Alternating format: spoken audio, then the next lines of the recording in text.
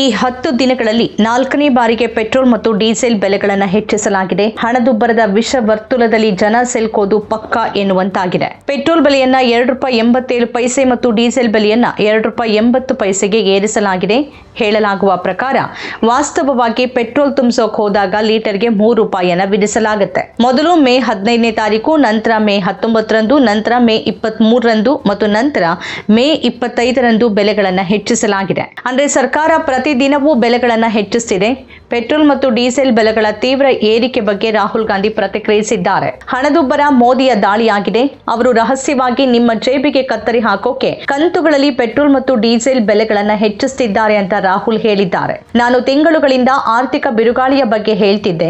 ಆದರೆ ಮೋದಿ ಎಂದಿನಂತೆ ಚುನಾವಣೆಯಲ್ಲಿ ನಿರತರಾಗಿದ್ರು ಮತ್ತು ಚುನಾವಣೆ ಮುಗಿದ ತಕ್ಷಣ ಅವರು ಪೆಟ್ರೋಲ್ ಮತ್ತು ಡೀಸೆಲ್ ಬೆಲೆಯನ್ನ ಹೆಚ್ಚಿಸಿದ್ರು ಮತ್ತು ಈ ಹೆಚ್ಚಳ ಮುಂದುವರಿಯುತ್ತೆ ಅಂತ ಹೇಳಿದ್ದಾರೆ. ಚುನಾವಣೆಗಳ ಸಮಯದಲ್ಲಿ ಭರವಸೆಗಳನ್ನ ನೀಡುವುದು ಮತ್ತು ಉಳಿದ ಸಮಯದಲ್ಲಿ ಜನರ ಜೇಬಿನ ಮೇಲೆ ದಾಳಿ ಮಾಡೋದು ನಡೆದಿದೆ ಅಂತ ಹೇಳಿದ್ದಾರೆ. ಈ ಹೆಚ್ಚಳದೊಂದಿಗೆ ಸಚಿವರ ಸುಳ್ಳುಗಳು ಬಹಿರಂಗಗೊಂಡಿವೆ ಮತ್ತು ಮೋದಿ ಅವರು ಸ್ವತಃ ಪೆಟ್ರೋಲ್ ಮತ್ತು ಡೀಸೆಲ್ ವಿಷಯದ ಬಗ್ಗೆ ಕಳವಳ ವ್ಯಕ್ತಪಡಿಸಿದ್ದಾರೆ. ಚುನಾವಣೆ ಮುಗಿದ ಕೂಡಲೇ ಹರ್ದೀಪ್ ಪುರಿ ಸಂದರ್ಶನಗಳನ್ನ ನೀಡ್ತಾ ಕಂಪನಿಗಳು ಭೀಕರ ನಷ್ಟದಲ್ಲಿವೆ ಅಂತ ಹೇಳ್ತಿದ್ರು. ಅವು ಪ್ರತಿದಿನ 1,000 ಕೋಟಿ ರೂಪಾಯಿಗಳನ್ನ ಕಳೆದುಕೊಳ್ತಿವೆ ಅಂತ ಹೇಳ್ತಾ ಪೆಟ್ರೋಲ್ ಮತ್ತು ಡೀಸೆಲ್ ಬೆಲೆಗಳನ್ನ ಹೆಚ್ಚಿಸೋಕೆ ಸರ್ಕಾರ ನೆಪ ಹುಡುಕ್ತು. ಆದ್ರೆ ಸರ್ಕಾರದ ಈ ಸುಳ್ಳು ಬಯಲಾಗಿದೆ. ಸರ್ಕಾರಿ ತೈಲ ಕಂಪನಿಗಳ ನಿವ್ವಳ ಲಾಭ ಹೆಚ್ಚಿಸಿದೆ.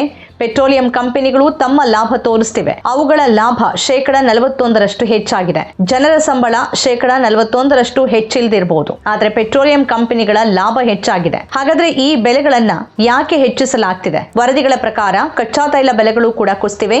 ಪ್ರಸ್ತುತ ಅಂತಾರಾಷ್ಟ್ರೀಯ ಮಾರುಕಟ್ಟೆಯಲ್ಲಿ ಕಚ್ಚಾ ತೈಲದ ಬೆಲೆ 4% ಕುಸಿದಿದೆ ಮತ್ತು ಪ್ರಸ್ತುತ ಅದು ಬ್ಯಾರೆಲ್ಗೆ $96 ಬಿಜೆಪಿ ಪೆಟ್ರೋಲ್, ಡೀಸೆಲ್ ಮತ್ತು ರೂಪಾಯಿಯ ವಿಷಯವನ್ನ ಸಂಪೂರ್ಣವಾಗಿ ರಾಜಕೀಯಗೊಳಿಸಿತ್ತು. ಮನಮೋಹನ್ ಸಿಂಗ್ ಅವಧಿಯಲ್ಲಿ ಇದೇ ಜನ ಸರ್ಕಾರದ ವಿರುದ್ಧ ಮುಗಿಬಿದ್ದಿದ್ರು. ಈಗ ಅವರದ್ದೇ ಸರ್ಕಾರ ಇದೆ. ಹಿಂದೆ ತಾವೇನ್ ಹೇಳಿದ್ವಿ ಅನ್ನೋದನ್ನ ನೆನಪಿಸಿಕೊಂಡು ತಮ್ಮ ಮಾತನ್ನ ತಮಗೆ ತಿರುಗಿಸಿ ಹೇಳಿಕೊಳ್ಳಬೇಕಾಗಿದೆ. ರೂಪಾಯಿ ಕುಸಿತ ಮತ್ತು ಪೆಟ್ರೋಲ್ ಮತ್ತು ಡೀಸೆಲ್ ಬೆಲೆಗಳ ಬಗ್ಗೆ ಮೋದಿ ಹೇಳ್ತಿದ್ದ ಎಲ್ಲ ಮಾತುಗಳನ್ನ ಈಗ ಅವರೇ ಒಮ್ಮೆ ಕೇಳಿಸಿಕೊಳ್ಳಬೇಕಿದೆ. ತೈಲ ಕಂಪನಿಗಳು ಭಾರಿ ಲಾಭ ಗಳಿಸ್ತಿವೆ. ಸರ್ಕಾರ ಪ್ರತಿದಿನವೂ ನಂಬಲಾಗದ ರೀತಿಯಲ್ಲಿ ಬೆಲೆಗಳನ್ನು ಹೆಚ್ಚಿಸುತ್ತಿದೆ. ಆದ್ರೆ ಇನ್ನೂ ಜನರ ಕಿವಿ ಮೇಲೆ ಹೂವು ಇಡುವ ಕೆಲಸವನ್ನ ಬಿಜೆಪಿಯವರು ನಿಲ್ಲಿಸ್ತಿಲ್ಲ. ಬಿಜೆಪಿ ವಕ್ತಾರ ಪ್ರದೀಪ್ ಭಂಡಾರಿ ಡಬಲ್ ಎಂಜಿನ್ ಸರ್ಕಾರಗಳಿರುವ ದೆಹಲಿ ಮತ್ತು ಗುಜರಾತ್ನಲ್ಲಿ ಪೆಟ್ರೋಲ್ 102 ಮತ್ತು 101ರಲ್ಲಿ ಲಭ್ಯ ಇದೆ ಅಂತ ಹೇಳ್ತಿದ್ದಾರೆ. ಆದ್ರೆ ತೆಲಂಗಾಣ, ಕೇರಳ ಮತ್ತು ಕರ್ನಾಟಕದಲ್ಲಿ ಅದು 118, 114 ಮತ್ತು 110ಕ್ಕೆ ಲಭ್ಯ ಇದೆ ಅಂತ ಹೇಳ್ತಿದ್ದಾರೆ. ಇದೆಲ್ಲ ರಾಹುಲ್ ಗಾಂಧಿ ಅವರ ಕಾಂಗ್ರೆಸ್ನ ಬೂಟಾಟಿಕೆ ಅಂತ ಜರಿಯಲಾಗ್ತಿದೆ. ರಾಜ್ಯ ಸರ್ಕಾರಗಳು ತೆರಿಗೆಗಳನ್ನು ಕಡಿತಗೊಳಿಸಿವೆ. ದೆಹಲಿ ಮತ್ತು ಗುಜರಾತ್ನಲ್ಲಿ ಪೆಟ್ರೋಲ್ ಕಡಿಮೆ ಬೆಲೆಗೆ ಲಭ್ಯವಿದ್ದರೂ ತೆಲಂಗಾಣ, ಕೇರಳ ಮತ್ತು ಕರ್ನಾಟಕದಲ್ಲಿ ಅವರು ಹೆಚ್ಚಿನ ಬೆಲೆಗಳನ್ನು ವಿಧಿಸುತ್ತಿದ್ದಾರೆ ಅಂತ ಆರೋಪಿಸಲಾಗ್ತಿದೆ. ಅಂದ್ರೆ ಇಲ್ಲೂ ಬೆಲೆ ಹೆಚ್ಚಳದ ಕಾರಣವನ್ನ ವಿರೋಧ ಪಕ್ಷದ ತಲೆಗೆ ಕಟ್ಟಲಾಗ್ತಿದೆ. ತಪ್ಪು ಕಲ್ಪನೆಗಳನ್ನ ಹರಡೋದಕ್ಕೂ ಮಿತಿ ಬೇಡವಾ? ಮತ್ತು ಬಿಜೆಪಿ ತನ್ನ ಸರ್ಕಾರವಿರುವ ರಾಜ್ಯಗಳಲ್ಲಿನ ₹100, ₹102 ಬೆಲೆಯನ್ನ ಅಗ್ಗ ಅಂತ ಭಾವಿಸ್ತಿದೆ. ಆದ್ರೆ ಬೆಲೆಯನ್ನ ಯಾಕೆ ಹೆಚ್ಚಿಸಲಾಗ್ತಿದೆ ಅನ್ನೋದನ್ನ ಮಾತ್ರ ಹೇಳಲಾಗ್ತಿಲ್ಲ. ಕಚ್ಚಾ ತೈಲದ ಬೆಲೆ ಕುಸಿದಿರುವಾಗ, ಸರ್ಕಾರಿ ಕಂಪನಿಗಳು ಭಾರಿ ಲಾಭ ಗಳಿಸ್ತಿರುವಾಗ ಈ ಬೆಲೆ ಹೆಚ್ಚಳ ಮಾಡಲಾಗ್ತಿದೆ. ಸರ್ಕಾರಕ್ಕೆ ಇದು ಅರ್ಥವಾಗ್ತಿಲ್ವಾ ಅನ್ನೋದು ಪ್ರಶ್ನೆ. ಪೆಟ್ರೋಲ್ ಮತ್ತು ಡೀಸೆಲ್ ಬೆಲೆ ಏರಿಕೆ ಅಂತಂದ್ರೆ ಪ್ರತಿಯೊಂದು ಆಹಾರ ಪದಾರ್ಥದ ಬೆಲೆನೂ ದುಬಾರಿ ಆಗತ್ತೆ ಅಂತ ಸರ್ಕಾರಕ್ಕೆ ತಿಳಿದಿಲ್ವಾ? ಪೆಟ್ರೋಲ್ ಮತ್ತು ಡೀಸೆಲ್ ಬೆಲೆ ಏರಿಕೆ ದೇಶದಲ್ಲಿ ಭೀಕರ ಹಣದುಬ್ಬರದ ಬಿಕ್ಕಟ್ಟನ್ನು ಸೃಷ್ಟಿ ಮಾಡಿದೆ ಅಂತ ಸರ್ಕಾರಕ್ಕೆ ತಿಳಿದಿಲ್ವಾ? ಕಾಂಗ್ರೆಸ್ ಈ ಬಗ್ಗೆ ಸರ್ಕಾರವನ್ನ ತೀವ್ರವಾಗಿ ಗುರಿಯಾಗಿಸಿದೆ. ಕೇವಲ 10 ದಿನಗಳಲ್ಲಿ ಇದು 4ನೇ ಹೆಚ್ಚಳ ಅಂತ ಮಲ್ಲಿಕಾರ್ಜುನ್ ಖರ್ಗೆ ಹೇಳಿದ್ದಾರೆ. ಪೆಟ್ರೋಲ್ ಮತ್ತು ಡೀಸೆಲ್ ನಡುವೆ ವ್ಯತ್ಯಾಸ ಇತ್ತು. ಜನ ಡೀಸೆಲ್ ಅಗ್ಗ ಅಂತ ಕೊಂಡ್ಕೊಳ್ತಾ ಇದ್ರು. ಈಗ ಅವೆರಡರ ಬೆಲೆನೂ ಸಮಾನವಾಗಿದೆ. ವಾಸ್ತವವಾಗಿ ಸಿಎನ್ಜಿ ಬೆಲೆಗಳು ಏರ್ತಿರುವ ರೀತಿ ಕೂಡ ಬಹಳ ಕಳವಳಕಾರಿಯಾಗಿದೆ. ಜನ ಪೆಟ್ರೋಲ್ ಮತ್ತು ಡೀಸೆಲ್ ಪಡೆಯೋಕೆ ಸಾಧ್ಯವಾಗದ ಕಾರಣ ಸಿಎನ್ಜಿ ಕಾರುಗಳನ್ನ ಖರೀದಿ ಮಾಡ್ತಾರೆ.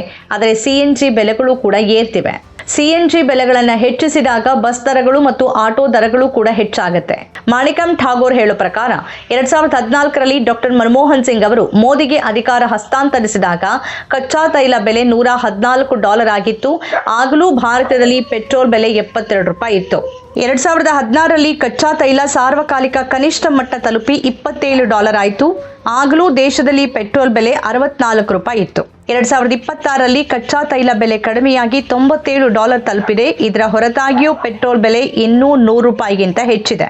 ಅಂದ್ರೆ ಕಚ್ಚಾ ತೈಲ ಬೆಲೆಗಳು ಕಡಿಮೆಯಾದಾಗಲೂ ಜನ ದುಬಾರಿ ದರದಲ್ಲೇ ಪೆಟ್ರೋಲ್ ಕೊಳ್ಳಬೇಕಾದ ಸ್ಥಿತಿಯನ್ನ ಬಿಜೆಪಿ ತಂದಿಟ್ಟಿದೆ. ಇಷ್ಟಾದ ನಂತರವೂ ಬಿಜೆಪಿಯವರು ಡಬಲ್ ಇಂಜಿನ್ ಸರ್ಕಾರಗಳ ಅಡಿಯಲ್ಲಿ ಪೆಟ್ರೋಲ್ ಕಡಿಮೆ ದರದಲ್ಲಿ ಸಿಗ್ತಿದೆ, ವಿಪಕ್ಷಗಳ ಸರ್ಕಾರ ಇರುವಲ್ಲಿ ಪೆಟ್ರೋಲ್ ಬೆಲೆ ಹೆಚ್ಚಿದೆ ಅಂತ ವಾದಿಸುತ್ತಿದ್ದಾರೆ. ದೇಶಾದ್ಯಂತ ಅನೇಕ ರಾಜ್ಯಗಳಿಂದ ಬರ್ತಿರುವ ವರದಿಗಳ ಪ್ರಕಾರ ಗ್ರಾಮೀಣ ಪ್ರದೇಶಗಳಲ್ಲಿ ಡೀಸೆಲ್ ಲಭ್ಯ ಇಲ್ಲ, ಬೆಲೆಗಳು ಏರಿವೆ, ಗಂಟೆಗಟ್ಟಲೆ ಸಾಲಿನಲ್ಲಿ ನಿಲ್ಲಬೇಕಾದ ಸ್ಥಿತಿ ಇದೆ. ಸರ್ಕಾರ ಇದರ ಬಗ್ಗೆ ಮೌನವಾಗಿದೆ. ಕಂಪನಿಗಳ ಮೇಲೆ ಆರೋಪ ಹೊರಿಸಲಾಗಿದೆ. ಕಂಪನಿಗಳು ಬೆಲೆ ಹೆಚ್ಚಿಸಿವೆ ಅಂತ ಹೇಳಲಾಗುತ್ತೆ.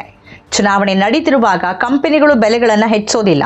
ಚುನಾವಣೆ ಮುಗಿದ ನಂತರ ಮಾತ್ರ ಅವು ಬೆಲೆಗಳನ್ನು ಹೆಚ್ಚುತ್ತೆ ಮತ್ತು ಮೋದಿ ಸರ್ಕಾರ ಹೀಗೆ ಹೇಳೋದನ್ನ ಜನ ನಂಬಬೇಕು. ನಮ್ಮ ಕಾರ್ಯಕ್ರಮಗಳನ್ನು ನೀವು ನೋಡ್ತಾ ಇದ್ರೆ ನಮ್ಮ ಚಾನೆಲ್ ಅನ್ನ ಸಬ್ಸ್ಕ್ರೈಬ್ ಮಾಡಿ, ಪಕ್ಕದ ಬೆಲ್ ಐಕಾನ್ ಒತ್ತಿ ನಮ್ಮನ್ನ ಬೆಂಬಲಿಸಿ. ಹಾಗೆ ನಮ್ಮ ಕಾರ್ಯಕ್ರಮಗಳನ್ನ ಲೈಕ್ ಮಾಡಿ, ಕಮೆಂಟ್ ಮಾಡಿ, ಅದನ್ನ ಬೇರೆಯವರಿಗೂ ವಾಟ್ಸ್ಆಪ್ ಮೂಲಕ ಶೇರ್ ಮಾಡಿ.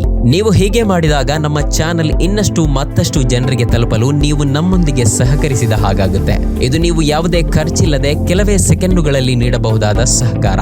ಧನ್ಯವಾದಗಳು.